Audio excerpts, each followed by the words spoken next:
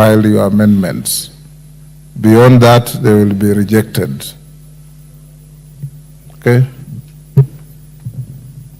Babu Owino.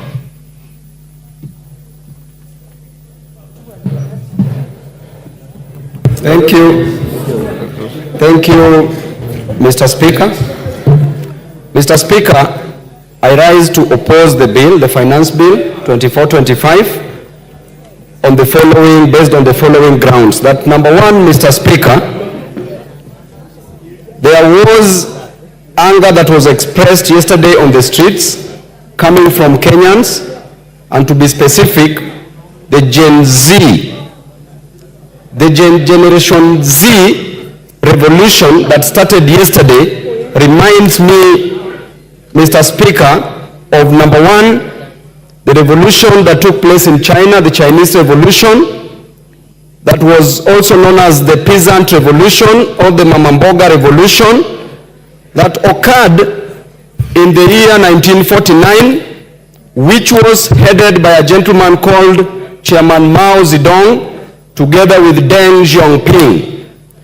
Mr. Speaker, the revolution that started yesterday also reminds me of the Russian Revolution, which was the Bolshevik Revolution that took place in 1917 under the leadership of Vladimir Lenin and Joseph Stalin. It further reminds me, Mr. Speaker, of the Bourbon Restoration in France, the French Revolution that took place in the year 1789, that was headed by Maximilien Robespierre together with Napoleon Bonaparte, the military genius.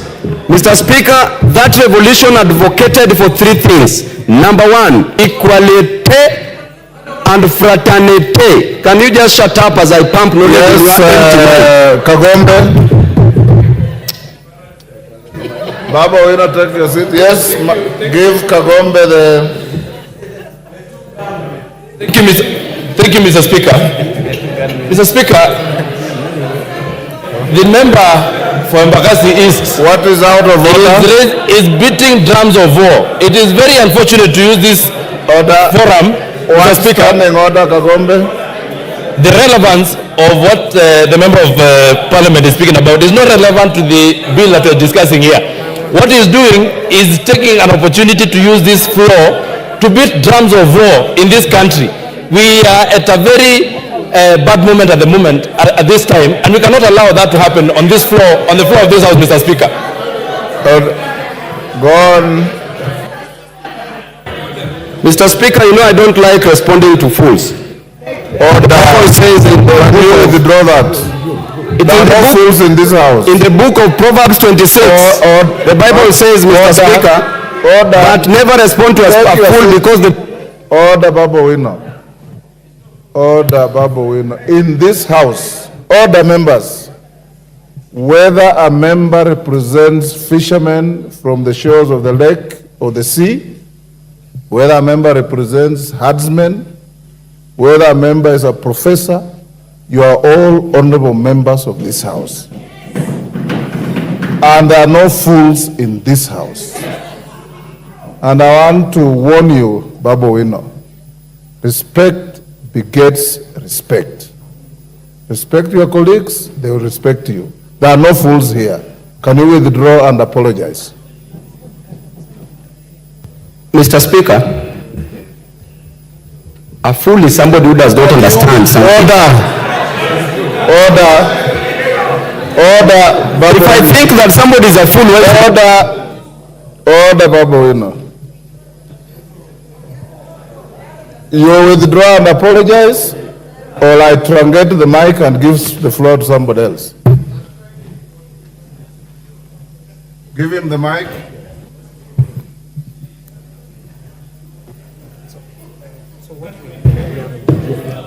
Yes, Babu. I withdraw. And apologize. I don't apologize, Mr. Speaker. Withdraw and apologize. You can give the mic to somebody else, Mr. Speaker.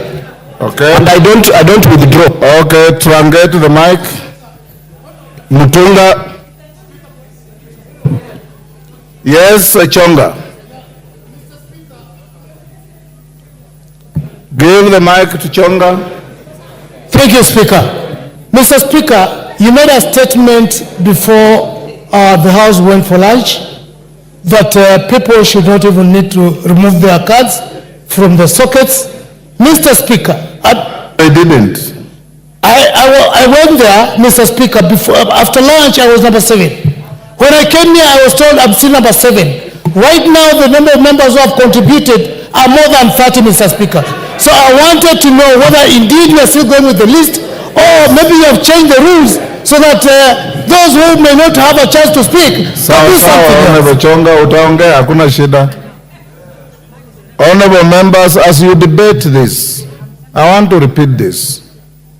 You know, there are people with various levels of education, various levels of knowledge, various levels of wealth, and many other things.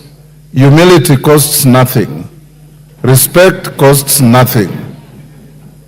The fact that somebody has said something you don't like doesn't make him a fool. The fact that somebody has said something you don't agree with doesn't make him a fool. Enda soma kitabu kiliandikwa na Mwalimu Nyerere akifafanua tofauti ya pumbavu na mjinga na utaelewa. Endelea Bwana Mutunga. Thank you, Honourable Speaker, for the opportunity to also add my voice to this debate. Honourable Speaker, I stand to support the adoption of the committee report towards the amendments to the finance bill. Honourable Speaker, Kenyans have spoken and Kenyans have been heard. Many are times when you say that Kenyans are not heard, but this time around, Honourable Speaker, Kenyans have been heard and they have significantly changed the content and context of this bill. Honourable Speaker, the importance of the finance bill is that it gives the government the ability and the force and the mandate to support development, to support the running of the government itself. This is done by this House because we are mandated by the Constitution under Article 114 to impose or vary the different rates and taxes that different individuals